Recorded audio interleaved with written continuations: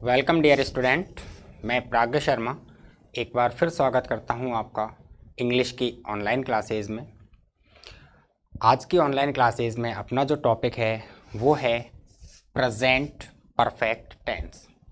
आज अपन पढ़ेंगे present perfect tense के बारे में। प्रेजेंट परफेक्ट होता क्या है?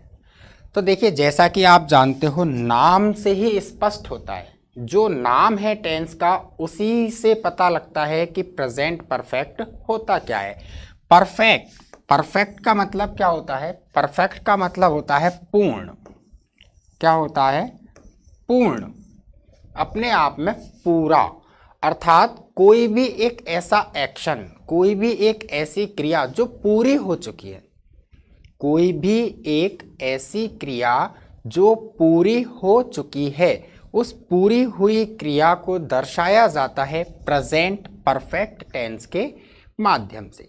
ठीक है, अब बात यह आती है कि प्रेजेंट परफेक्ट जो टेंस होता है, इसका उपयोग किस लिए किया जाता है, कि इसके उपयोग क्या हैं। तो देखिए, इसके लिए अपन बात करते हैं कि प्रेजेंट परफेक्ट जो है वो वास्तव में है क्या और उसकी उपयोगिता क्या क्या हैं। तो देखिए, we use the present perfect tense, हम प्रेजेंट परफेक्ट टेंस का प्रयोग करते हैं to talk about a completed past action, किसी एक भूतकाल में पूरे हुए काम को बताने के लिए। प्रेजेंट परफेक्ट टेंस का प्रयोग कंप्लीटेड पास्ट एक्शन, भूतकाल में पूरे हो चुके कार्य को बताने के लिए किया जाता है। एट एन अनस्पेसिफाइड टाइम, जो कि अनस्पेसिफाइड टाइम, एक अनिश्चित समय पर पूरा होता है। इन द पास्ट, भूतकाल में। ठीक है, आई समझ में कि भूतकाल में एक अनिश्चित समय पर जो काम पूरा हो जाता है, उसको बताने के लिए अपन प्रयोग में लेते हैं प्रेजेंट परफेक्ट टेंस का। अब यहाँ पे कंफ्यूजन क्रिएट होता है कि जो काम भूतकाल में ही पूरा हो गया वो प्रेजेंट में कैसे आएगा? उसके लिए तो पास्ट होना चाहिए। क्यों? क्योंकि पास्ट का मतलब क्या होता है? भूतकाल। तो जो काम बीते हुए समय में पूरा हो गया है, उसके लिए अपन प्रेजेंट का यूज कैसे कर सकते हैं? उसके लिए तो पास्ट का यूज होना चाहिए।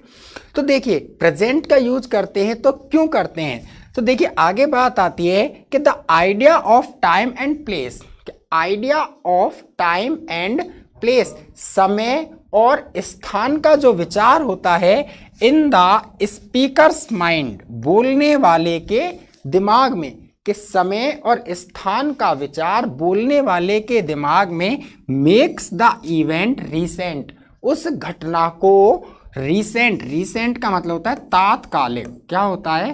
तात्कालिक। उस घटना को तात्कालिक बना देता है। इसलिए अपन प्रेजेंट परफेक्ट टेंस का प्रयोग करते हैं बीते हुए समय में पूर्ण हुए कार्य को बताने के लिए। क्लियर है कि जब बोलने वाले के दिमाग में, स्पीकर्स माइंड, बोलने वाले के, कहने वाले के दिमाग में कोई भी समय और कोई भी घटना तात्कालिक बनी हुई हो, तो विगत समय में पूर्ण हुई क्रियाओं को दर्शाने के लिए यूज किया जाता है प्रेजेंट परफेक्ट टेंस का। आगे और भी एक इंपॉर्टेंट चीज है, देखिए उसको अपन पढ़ते हैं कि द ओनली थिंग दैट, केवल एकमात्र चीज जो है इज दैट, वो ये है कि it that is important is that is happened some time before now, कि जो क्रिया है वो क्रिया सम टाइम बिफोर नाउ, कुछ समय पहले ही पूरी होती है। But not any specific time, लेकिन किसी एक निश्चित समय पर नहीं होती है। अब इसको एक बार फिर से समझें अच्छे से कि एक अनिश्चित समय पर पूर्ण हुई क्रिया को दर्शाने के लिए अपन यूज करते हैं प्रेजेंट परफेक्ट का। लेकिन कब? जब बोलने वाले के समय में उस पूर्ण हुई क्रिया का समय एवं उस पूर्ण हुई क्रिया का स्थान तरोताजा बना रहे, तब जाकर के प्रेजेंट परफेक्ट का प्रयोग किया जाता है। तो इस चीज को अपन अपने लैंग्वेज में सीधे शब्दों में ये कह सकते हैं कि जब कोई क्रिया कर्ता के बोले गए समय से कुछ समय पूर्व ही पूर्ण होती है। तो उस क्रिया को दर्शाने के लिए प्रेजेंट परफेक्ट टेंस का प्रयोग किया जाता है। इस प्रेजेंट परफेक्ट टेंस को अपन कहीं ना कहीं रीसेंट पास्ट भी बोलते हैं। क्या बोलते हैं अपन इसको? रीसेंट पास्ट, अर्थात अभी हाल में ही। यहाँ पूरी की पूरी इस डेफिनेशन में अपने लिए केवल दो है वर्ड जो काम के हैं, वो है समटाइम्स बिफोर नाउ, कुछ समय पहले पूर्ण होने वाली क्रिया। जब वक्ता ने कुछ कहा है उससे कुछ समय पहले ही पूर्ण होने वाली क्रिया को किसके माध्यम से दर्शाएंगे अपन? प्रेजेंट परफेक्ट टेंस के माध्यम से दर्शाएंगे। अब इस चीज को अपन एग्जाम्पल की सहायता से समझते हैं। देखिए कैसे। एग्जाम्पल है, I have already eaten breakfast, मैं पहले ही नाश्ता कर चुका हूं। मैं पहले ही नाश्ता कर चुका हूं। तो जब मैंने ये सेंटेंस बोला है तो मेरे बोलने गए समय से पहले ही मैंने नाश्ता करने का काम कर लिया। जब मैंने इस बात को कहा है उससे पहले ही नाश्ता करने का काम पूरा हो चुका है। और यही चीज अपन कह रहे हैं कि speakers mind makes the event recent, कि बोलने वाले के दिमाग में उस घटना को और उस समय को तरोताजा बना दिया जाता है। ठीक। सेकंड है, she has seen that movie before, उसने यह फिल्म पहले ही देख ली है, अर्थात वह इस फिल्म को पहले ही देख चुकी है, अब उसे इस फिल्म को देखने की जरूरत नहीं है। तो पहले कब देखी? पहले कब देखी? कोई समय है अपने पास? नहीं है। उसने नाश्ता पहले कर लिया, कब किया? कोई समय है? नहीं है। व्हेन डिड इट हैपन, ये दोनों क्रियाएं कब घटी? इनके समय के बारे में अपने पास कोई भी जानकारी नहीं है। लेकिन कहीं ना कहीं इन दोनों क्रियाओं का असर वर्तमान समय में नजर आ रहा है। इन दोनों क्रियाओं का जो असर है वो क्या है? वर्तमान समय में नजर आ रहा है कि I have already eaten breakfast, मैंने पहले ही नाश्ता कर लिया है, अर्थात मेरा पेट भरा हुआ है, अब मुझे नाश्ता करने की जरूरत नहीं है। पहले किया था, गुजरे हुए समय में किया था, लेकिन उसका असर अभी भी है। उसी प्रकार से she has seen that movie before, उसने यह फिल्म पहले ही देख ली है, अर्थात वो फिल्म की स्टोरी, उस फिल्म का हीरो, उस फिल्म की हीरोइन, उसका विलेन XYZ उस फिल्म के बारे में उसको अभी भी याद है। आई बात समझ में? तो उन क्रियाओं को, जो क्रियाएं वक्ता के बोले गए समय से कुछ समय पहले ही पूरी हो जाती हैं, लेकिन उनका असर बोले गए समय के दौरान भी बना रहता है, दिखाई पड़ता है, उन क्रियाओं को दर्शाने के लिए अपन यूज करते हैं प्रेजेंट परफेक्ट टेंस का। क्लियर है? ये तो हुआ अपन का प्रेजेंट परफेक्ट। अब बात ये आती है कि प्रेजेंट परफेक्ट टेंस को आइडेंटिफाई कैसे किया जाएगा। प्रेजेंट परफेक्ट टेंस का कोई वाक्य हिंदी में आ गया या कोई वाक्य इंग्लिश में आ गया तो अपन उसको पहचानेंगे कैसे? तो देखिए, अब उसको पहचानने के लिए अपने पास कुछ चीजें हैं जो इस प्रकार से है कि देखिए, जब मुख्य क्रिया अर्थात मेन वर्ब, बखूबी जानते हो आप MB, कि जब मुख्य क्रिया के साथ चुका है, चुकी है, चुके हैं, चुका हूं, लिया है, दिया है, ली है, दी है, की है आदि का प्रयोग होता है, तो वो वाक्य प्रेजेंट परफेक्ट टेंस से संबंधित होता है।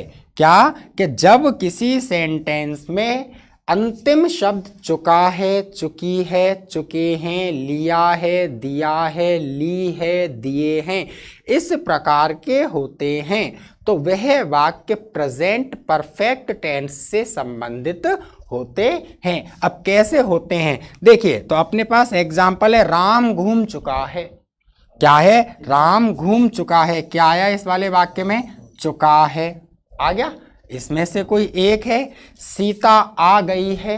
सीता आ गई है, इसमें क्या आया? गई है। ठीक। ये है, लोग घूम लिए हैं, इसमें क्या आया? लोग घूम लिए हैं। मैंने किताब ली है, अर्थात मैं किताब ले चुका हूं, यही मतलब है।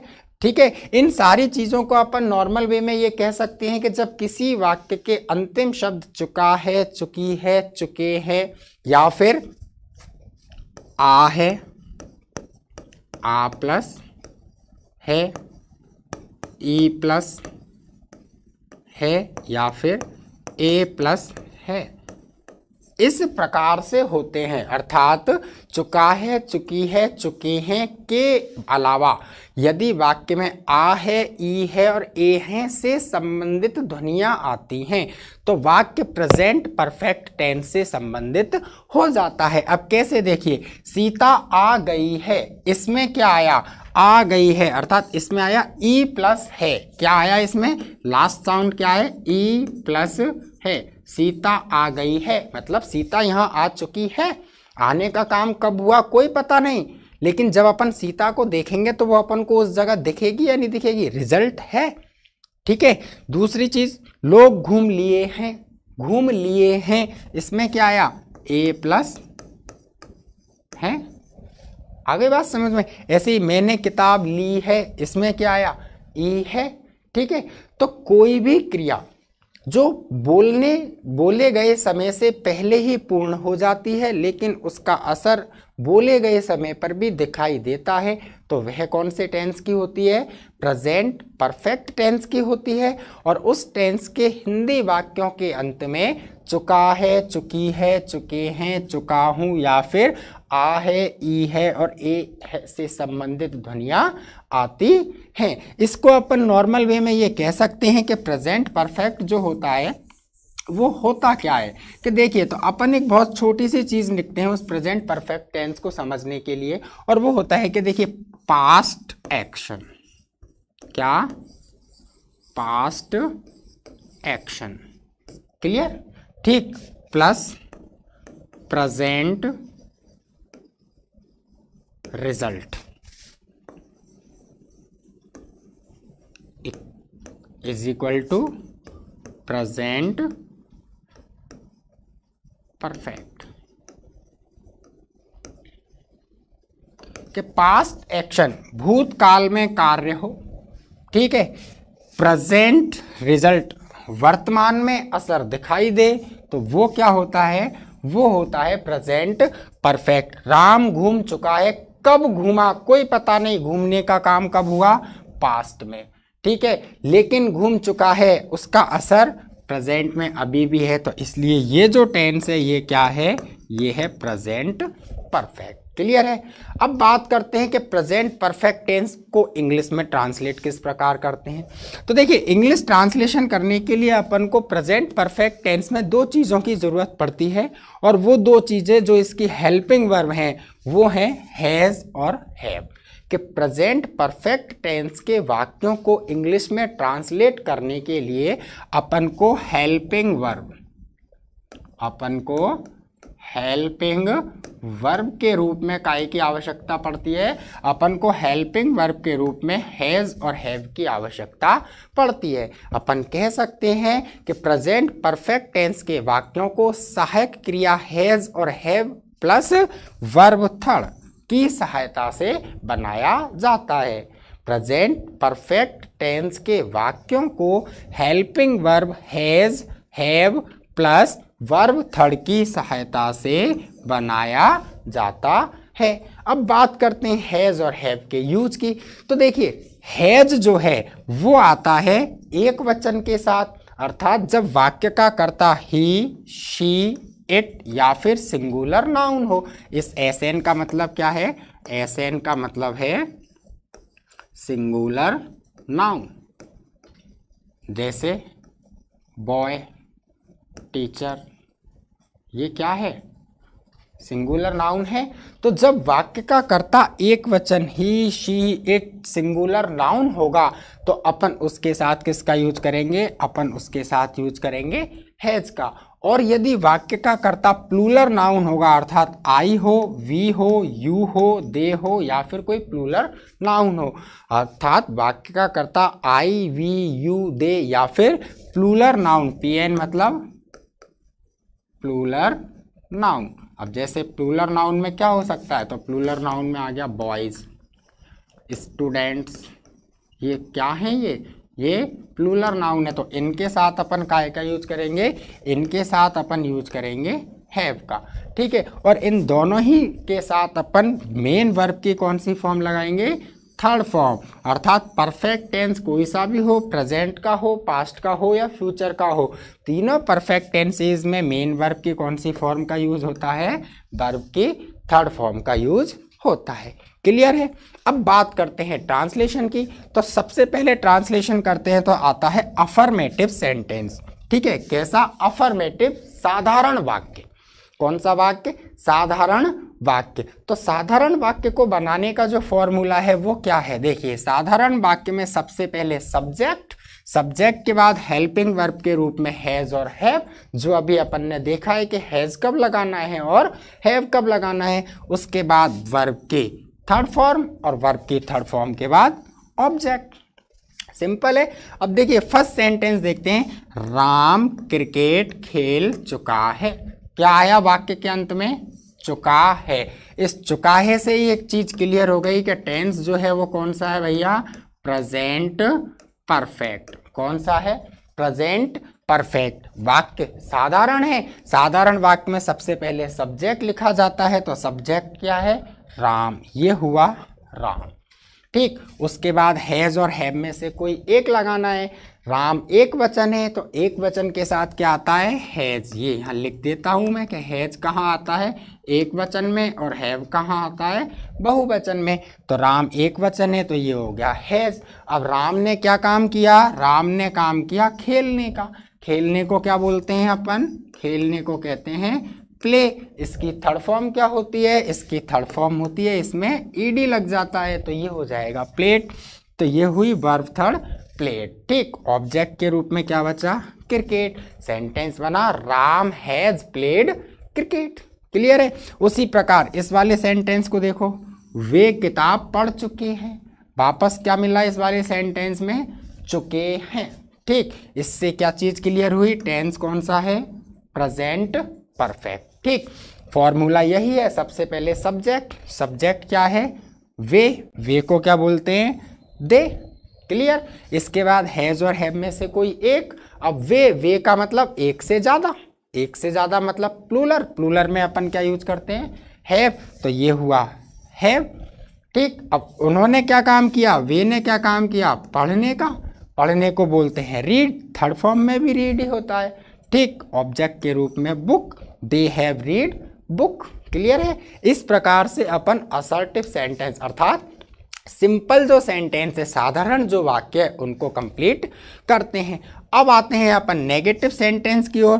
तो अपन बखूबी जानते हैं कि जब वाक्य नेगेटिव होता है तो केवल एक चीज़ है जो अपन को याद रखनी है, और वो याद रखनी है कि नेगेटिव सेंटेंस में नॉट की जो पोजीशन होती है वो कौन सी होती है भैया?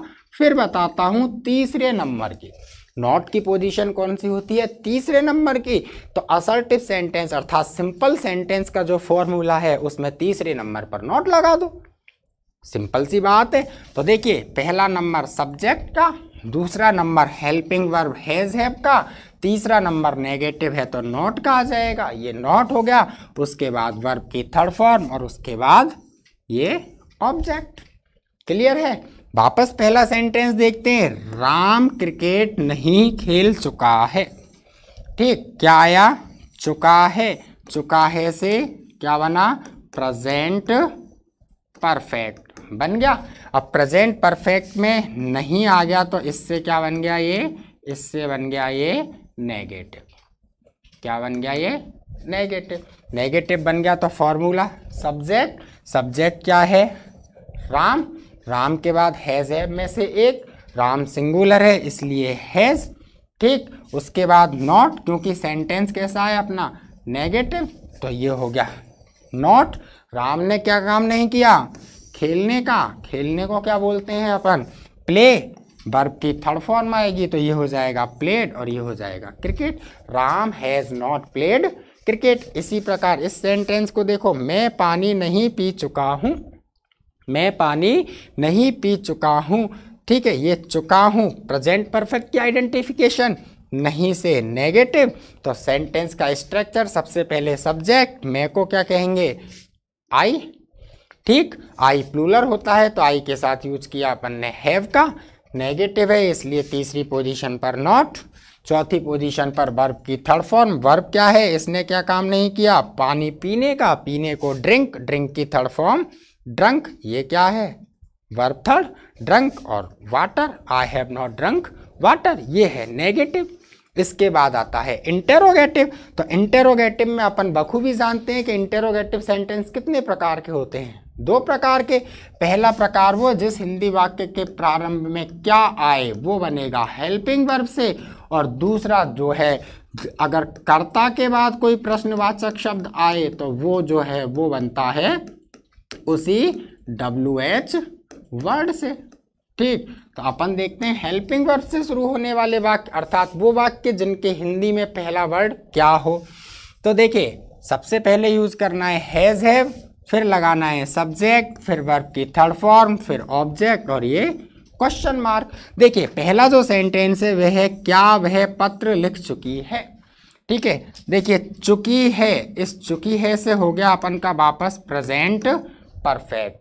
इंटेरोगेशन से बन गया प्रश्नवाचक वाक्य, बन गया हिंदी में पहला शब्द आ गया क्या।